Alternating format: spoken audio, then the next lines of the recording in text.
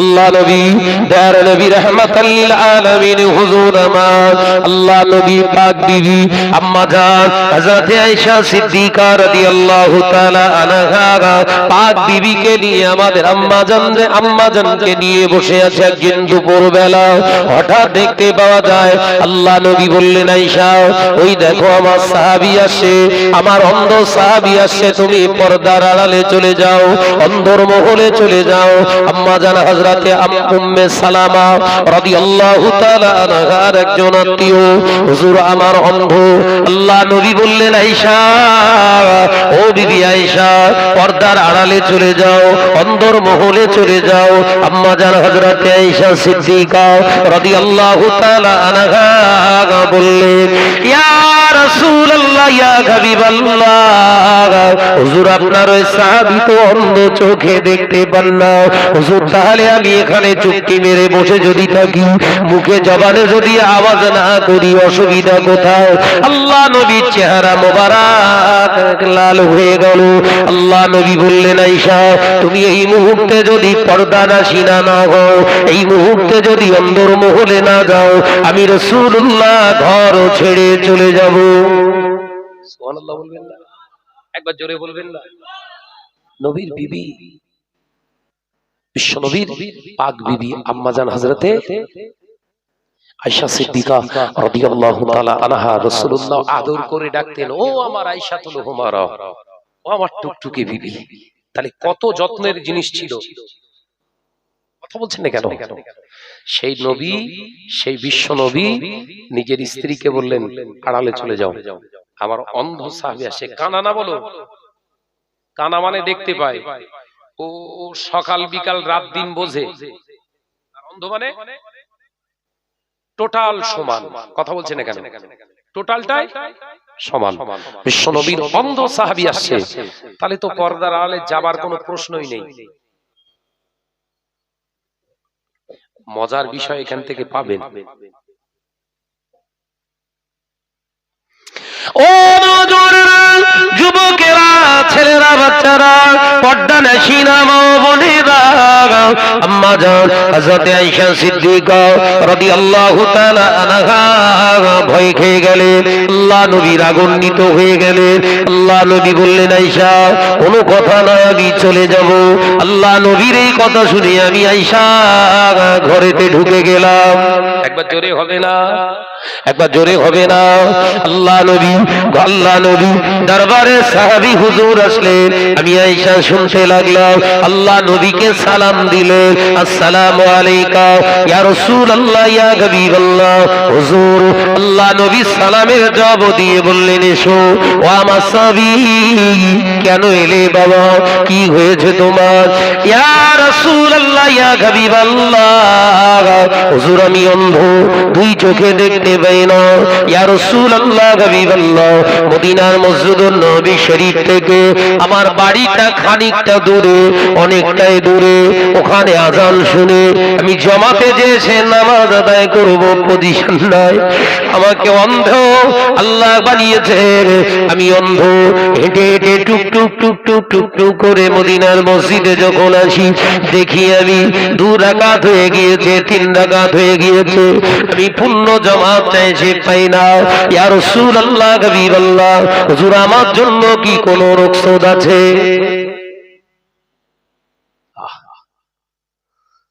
হুজুর আমি ওখান থেকে বাড়ি থেকে আস্তে আস্তে আস্তে আস্তে অনেক কষ্ট করে আমি আসি, হুজুর আমার জন্য কি কোনো ছাড় আছে? আমি তো অন্ধ। বিশ্বনবী বললেন, ছাড় তো থাকার কথা, তুমি যে সাহাবী অন্ধ, ছাড় তো থাকার কথা। তবে সাহাবী, আমি তোমাকে জিজ্ঞাসা করছি, তুমি আযান শুনতে পাও? এই শুনছেন তো?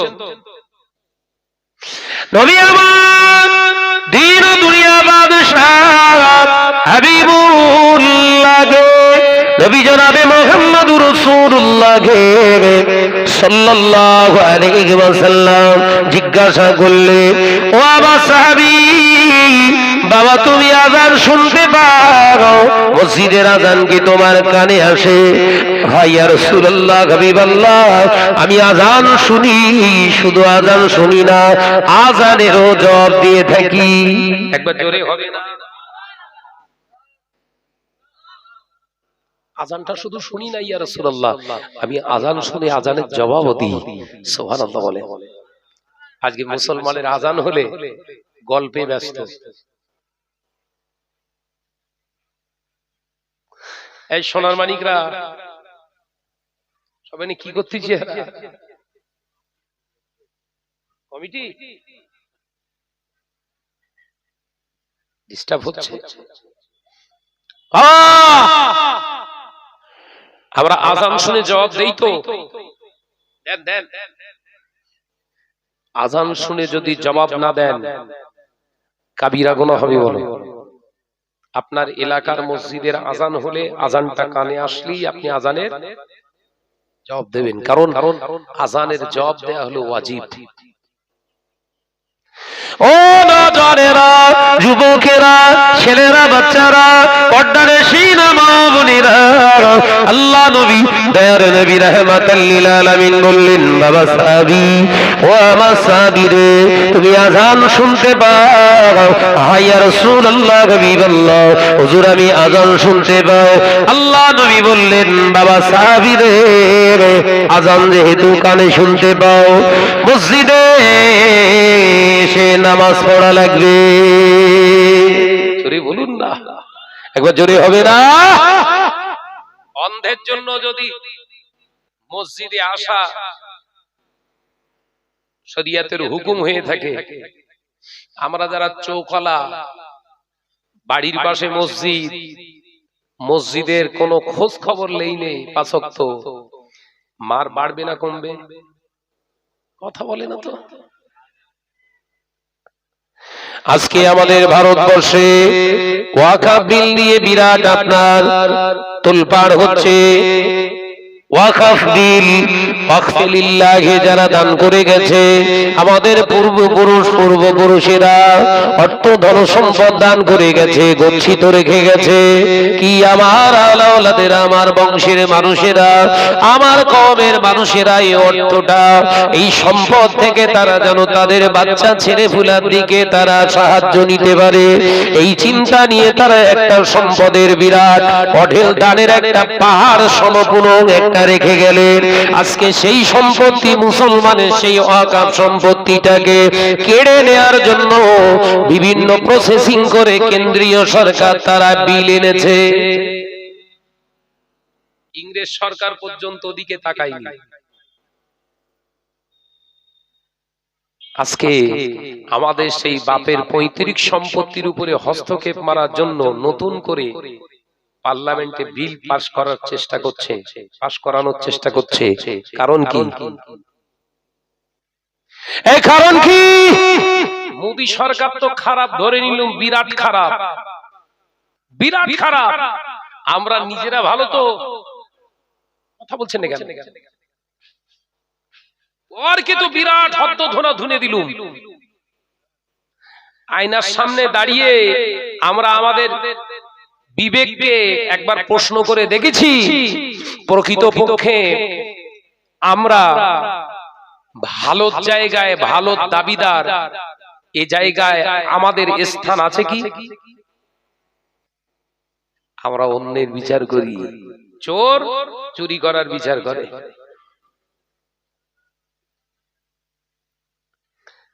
মসজিদগুলো সব ওয়াকফে লিল্লাহি করা আছে, কবরস্থানগুলো সব ওয়াকফে লিল্লাহি করা আছে। দুদিন পরে ওই বিলটা পার্লামেন্ট থেকে পাশ করেলি বলবে ওই মসজিদের সম্পত্তিতে 6 শতক থাকলে আমাদের 3 শতক আছে, 3 শতক ভাঙো, ওর পাশেই একটা মন্দির বানাবো। কবরস্থান 10 কাঠা জমি, কবরস্থান গ্রামে, ওই 5 কাঠা আমাদের আছে শ্মশান বানানোর জন্য, দিতে হবে। কি বুঝছেন? গোটা ভারতবর্ষটা ইংরেজ শাসন করেছে। 200 থেকে 270 বছর পর্যন্ত শাসন করেছে। ইংরেজ সরকার মুসলমানের সম্পত্তিতে হাত দেয় না। কথাটা ঠিক বলতিস তো নাকি? ও নওজওয়ানেরা, তখন আলেম কোন ছিল, ওলামা কোন ছিল, মাওলানা কোন ছিল, মুফতি কম ছিল, পীর সাহেব কম ছিল, পীরজাদা কম ছিল। তারা তাদের সম্মান, তাদের ভয়, তাদের দিকে তাকিয়ে ইংরেজ সরকার পর্যন্ত মুসলমানের সম্পদ নেওয়া তো দূরের কথা, মুসলমানদের সম্পদগুলোকে তারা সুন্দর করে রেখে গিয়েছিলেন। কারণ মুসলমানের পূর্ণ হকদারের সম্পত্তি। ও বাবাজিরা, আজকে আমাদের ওয়াকফ সম্পত্তিটাকে নিজেদের দখলে আনতে চাইছে। তার কারণ কি জানেন? আল্লাহ সুদ আমাদের জন্য হারাম করেছে, সেই সুদটা মুসলমানের ঘরে ঢুকে গেছে। যে আল্লাহ জিনাটা হারাম করে গেছে, সেই জিনাটা মুসলমানের ঘরে ঢুকে গিয়েছে। মেরে লেওয়া, কেড়ে লেওয়া যে আল্লাহ আমাদের জন্য হারাম করে গেছে, ওটা আমাদের ঘরে ঘরে ঢুকে গিয়েছে। গরিবের মাল আত্মসাৎ করে খেয়ে নেওয়া বিরুদ্ধের কাজ হয়ে গেছে, ওটা আমাদের ঘরে ঘরে ঢুকে গিয়েছে। ওই জন্য আমার আল্লাহ বলছে, যখন গরিবের সম্পদ মেরে তোরা খাওয়া হালাল মনে করিস, তোদের ওই রকম অখাপ সম্পত্তিকেও আমি আল্লাহ অন্যের হাতে তুলে দেওয়াটাও শুভনীয় মনে করি। নিজের বিচার করছি বলো, ও মুদি পরে হবে, কথা বলে না কেন?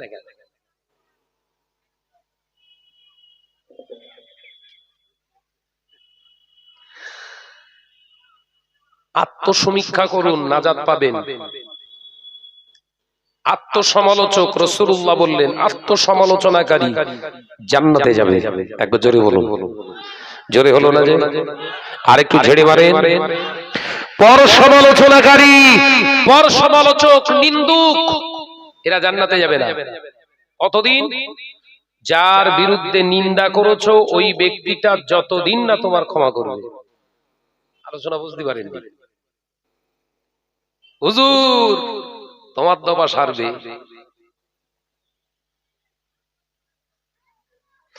ও নওজওয়ানেরা, যুবকেরা, ছেলেরা, বাচ্চারা, পর্দানশীনা মা বোনেরা, আল্লাহ নবী জলিল কদর সাহাবী আমাদের আম্মা জান হযরত আয়েশা সিদ্দিকা রাদিয়াল্লাহু তাআলা আনহা বর্ণনা করে, সাহাবী হুজুর উত্তর পেয়ে গেলে আল্লাহ নবীকে সালাম দিয়ে আবার তিনি অন্ধ সাহাবী, তিনি চলে যাচ্ছে। আমি আয়েশা ঘরের ভিতর থেকে বেরিয়ে এলাম, আল্লাহ নবীকে সালাম দিলাম। দয়ার নবী রাহমাতাল লিল আলামিন আমার সালামের জবাব দিলে আমি আমার নবীকে শান্ত মেজাজে প্রশ্ন করলাম, ইয়া রাসূলুল্লাহ, হাবিবাল্লাহ, হুজুর বিয়াদবি নেবেন না, হুজুর আমার জানতে মন চায় আপনার সাহাবী তো অন্ধ, তাহলে আমাকে কেন পর্দার আড়ালে যেতে বললেন?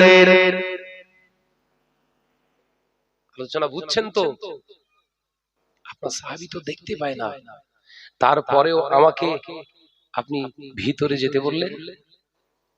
হুজুর বিয়াদবি নেবেন না, আমার জানতে ইচ্ছা যায়। আল্লাহ নবী বললেন, আয়েশা, ও বিবি আয়েশা সিদ্দিকা রাদিয়াল্লাহু তাআলা আনহা, শুনে নাও, আমার সাহাবী তো অন্ধ, আল্লাহ তোমাকে তো অন্ধ বানায় না।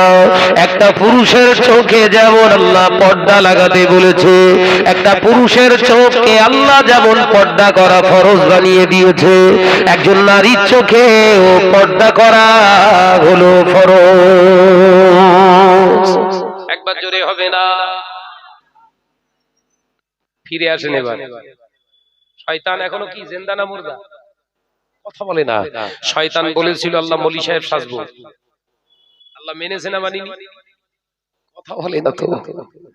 এখন কোন মৌলী সাহেব যদি সমাজে শরিয়াতের আমিষ সাজতে গিয়ে, পিস সাজতে গিয়ে যদি মহিলাদের দিয়ে তারানা গাইয়ে, তার মানে গজল গাইয়ে, কেরাত পড়িয়ে যদি আপনার ওই মৌলী সাহেবের গায়ে ফুল ছোড়া হয়, আপনি কি ভাবছেন ওটা মৌলী সাহেব না মৌলী সাহেবের সূরাতে আসলে শয়তান? কথা বলছে না তো। এগুলো ধরে ধরে ধরে ধরে যখন সমাজকে জানাচ্ছি, মৌলী সাহেব হাত পা খিঁচতেছে, এই ভাই ওর বিরুদ্ধে ওয়াজ করতে যাবো কেন?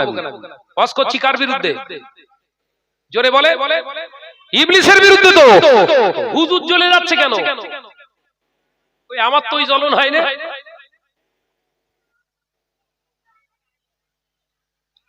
সেই মনে আছে তো, ইবলিস বলেছিল আল্লাহ প্রয়োজনে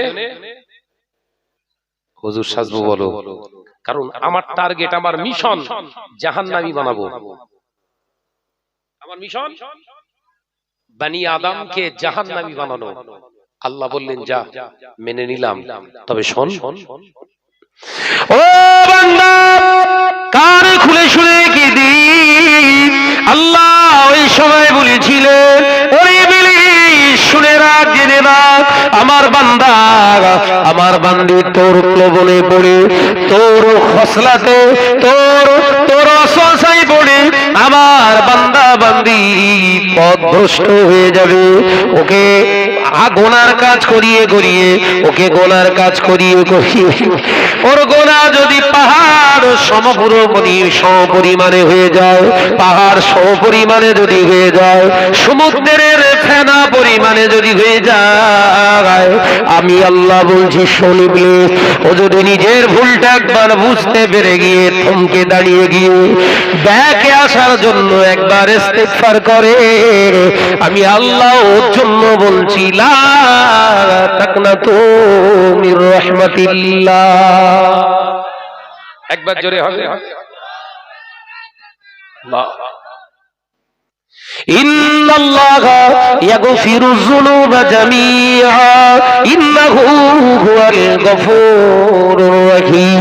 আমি আল্লাহ বলছি ওই 70 বছরে পাপ করনেওয়ালা বান্দাকে তোর দ্বারা প্রবাহিত হওয়া, তোর দ্বারা প্রভাবিত হওয়া বান্দা বান্দি যদি একবার বুঝে যায় আমার অন্যায়, আমার গোনা, আমার পাপ, ও যদি একবার থমকে দাঁড়িয়ে গিয়ে আমি আল্লাহ আমার রহমতের দিকে যদি তাকিয়ে একবার ক্ষমা চাই, ইন্নাল্লাহা নিশ্চয় আমি আল্লাহ পাক জানিয়ে দিলাম ইয়াগফিরুয যুনুবা জামিআ, ওর একবার অন্তরটা নড়ে গিয়ে যদি ওই জমাকৃত সমস্ত গুনাহ সমূহের দিকে লক্ষ্য করে ইস্তেগফার করে, তওবা করে ফিরে আসে, আমি আল্লাহ জানিয়ে দিলাম ইন্নাহু হুয়াল গফুরুর রহিম, নিশ্চয় আমি আল্লাহ আমার ক্ষমাশীল নামের ওসিলায় মাফ করে দেব। একবার জোরে হবে না? আরেকটু জোরে হবে না? নারে তাকবীর! বাঁচার রাস্তা আছে না নাই? ফিরে আসুন। আবেগের বশীভূত হয়ে শরিয়াত বিরোধী কাজ হয়ে গেছে, সবাই স্বাভাবিক, আমরা বনি আদম, কুল্লু বনি আদম, আল্লাহ রাসূলের পাক জবানের কথা, সমস্ত বনি আদম, সমস্ত বনি আদমের ভুল ত্রুটি আছে, ক্ষতিগ্রস্ত আছে, তার নকসানিয়াত আছে, কিন্তু ফিরে আসার রাস্তা আল্লাহ রেখেছে। একবার জোরে বলো, একবার জোরে বলে হয়েছে। কথা বলতে গিয়ে গিয়ে শরিয়াতের আলোচনা করতে করতে বেফাস একটা কথা জবান দিয়ে বেরিয়ে গেছে, উইথড্র করে নেন। মালিয়াড়ি গ্রামে জলসা করতে গিয়ে 2 ঘন্টার ভিতরে যদি শরিয়াতের কথা বোঝাতে গিয়ে যদি স্লিপ অফ টানে একটা কথা বেরিয়ে যায়, আয়াতে কারিমার জন্য ত্রুটি হয়ে যায়, তাহলে অবশ্যই এখানে যত মিডিয়া আছে ওইটা প্রচার হওয়ার সম্ভাবনা আছে। শুধু বালিয়াড়ি গ্রামের মানুষের কাছে ওয়াজটা পৌঁছাবে না, এই ভুল বার্তাটা সবার কাছে পৌঁছে যাবে। তার এই সংশোধনের রাস্তা হলো এই মিডিয়া। এই মিডিয়ার সামনে একদিন আর এসে ওপেন ক্যামেরায় জানিয়ে দে ভাই, মালিয়াড়ি গ্রামে ওয়াজ করতে করতে আমার এই কথাটা ঠিক ছিল না, আমি আল্লাহর কাছে ক্ষমা চাইছি, আল্লাহ আমায় ক্ষমা করে দেন। আর আপনারা যারা এই বক্তব্যটা শ্রবণ করেছেন, এটা আপনার স্মৃতিপট থেকে মুছে ফেলুন, এটা ঠিক না। আমার আল্লাহ নবী জানিয়ে দিয়ে গেলেন, এই বক্তাটা লেকচারারটা উম্মতটা নাজাতের রাস্তা পেয়ে গেল। আর ভুল করার পরে যদি বলি, দেখেন দিন ভুল হয়েছে কি,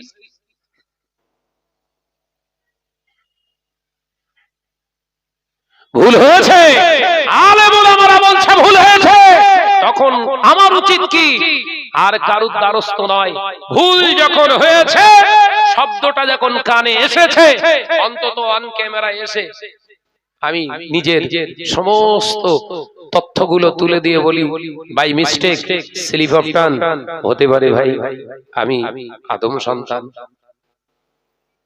যদি আপনাদের আঘাত দিয়ে থাকি আপনারা আমাকে আল্লাহর রাস্তায় ক্ষমা করবেন। আর যদি আয়াতে কারিমার ভুল ব্যাখ্যা হয়ে থাকে, আমি আল্লাহর কাছে ক্ষমা চেয়ে নিচ্ছি। সম্মান ছোট হয়েছে না বেড়ে গেছে? কিন্তু গাধারে বোঝায় কে? কথা বুঝছেন না? মুসলিম সমাজ এইভাবেই তো শেষ হয়ে যাচ্ছে না। হুজুর যখন অন্যায় স্বীকার করছে না, তাহলে হুজুর ঠিক আছে, কথা বুঝতে পারছেন না? কিন্তু জানে না ও হুজুরের রূপে শয়তান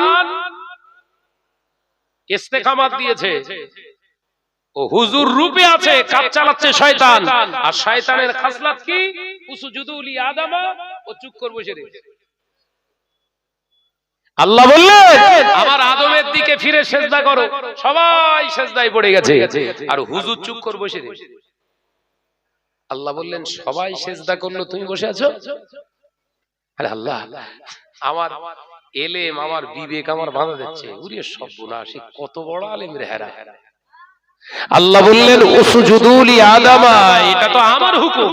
সুবহানাল্লাহ বলেন, একবার জোরে হবে না? এটা তো আদমের হুকুম না।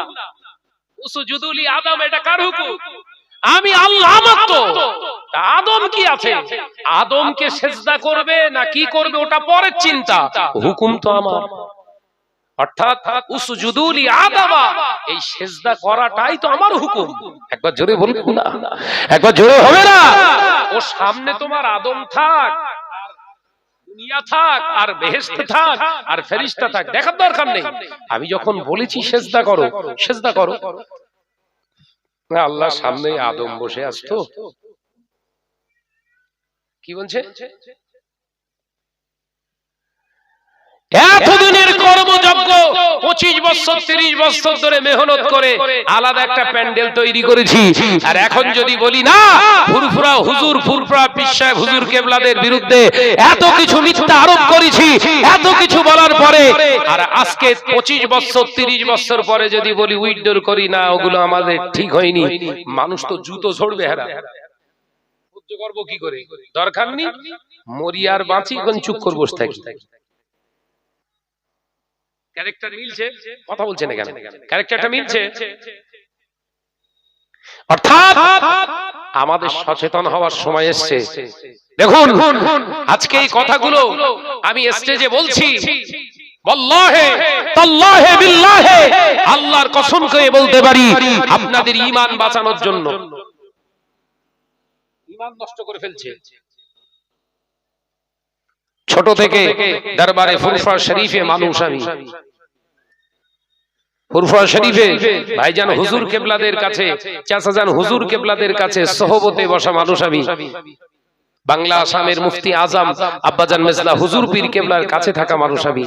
অহংকার গর্ব নয়, তাকাব্বারি নয়, আল্লাহ শুকর করে বলছি, ওয়া আম্মা বিনি'মাতি রাব্বিকা ফাহাদ্দিস, আল্লাহর শুকরিয়া আদায় করে বলছি, শুনুন সেই মানুষগুলোর বিরুদ্ধে যারা আজকে বচন ভাঙ্গি দিয়ে বিভিন্ন সমাজের বুকে আজকে সেই আওলাদে মুসাদ্দাদ জামানের বিরুদ্ধে যারা গর্জে উঠেছিল, এই মানুষগুলো যদি আজকে পৃথিবীর জমিনে নিজেদেরকে মহান ব্যক্তিত্বের পরিচয় দিতে চায়, আর তারা যারা সমাজে যদি আজকে বলে আমরা কিছু করিনি, আমরা কিছু বলিনি, এটা নেহাত তাদের তৈরি করা একটা এজেন্ডা।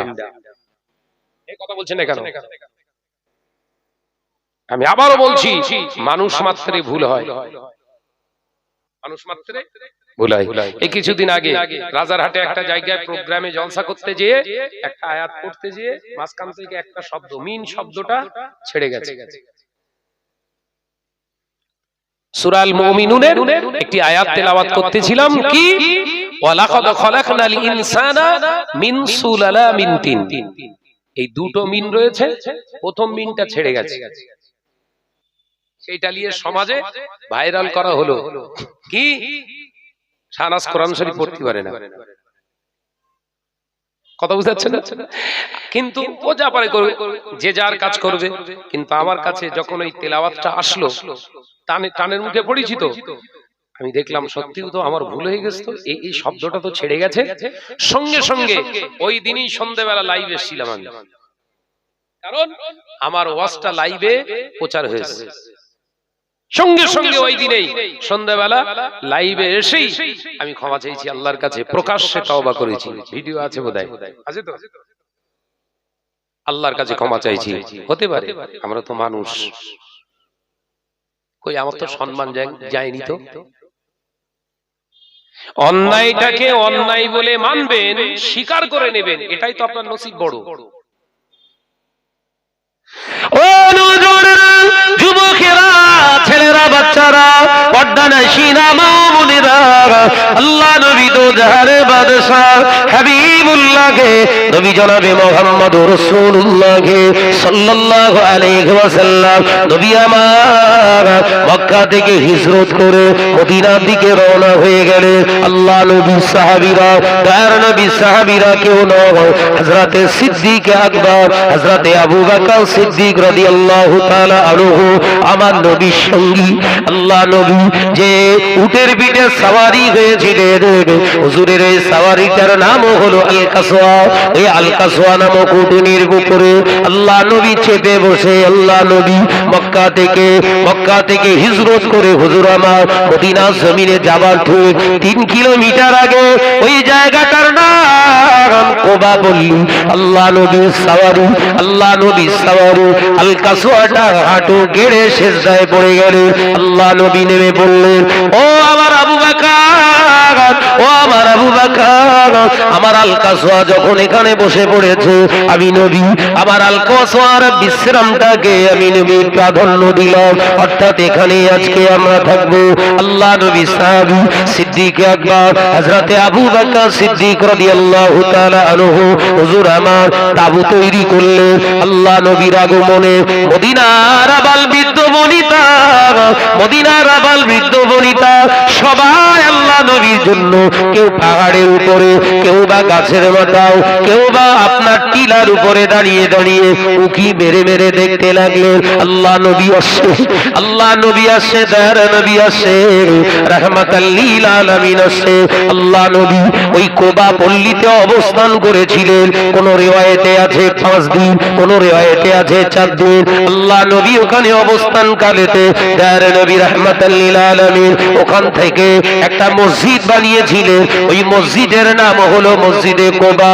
হাজী সাহেবরা জানা গিয়েছেন, দেখবেন মদিনার জমিন থেকে ওই কোবা পল্লীতে যে কোবা আপনার মসজিদে কোবা অবস্থিত, হাদিস পাকের ভিতরে পাওয়া যায়। আল্লাহ নবী পাক জবানে জানিয়ে দিল, যারা কোবা মসজিদে কোবায় যে 2 রাকাত নামাজ আদায় করবে, আল্লাহ পাক ওই উম্মতের নামায়া মৌলে একটা মকবুল উমরা হজের সওয়াব দান করে দেবে।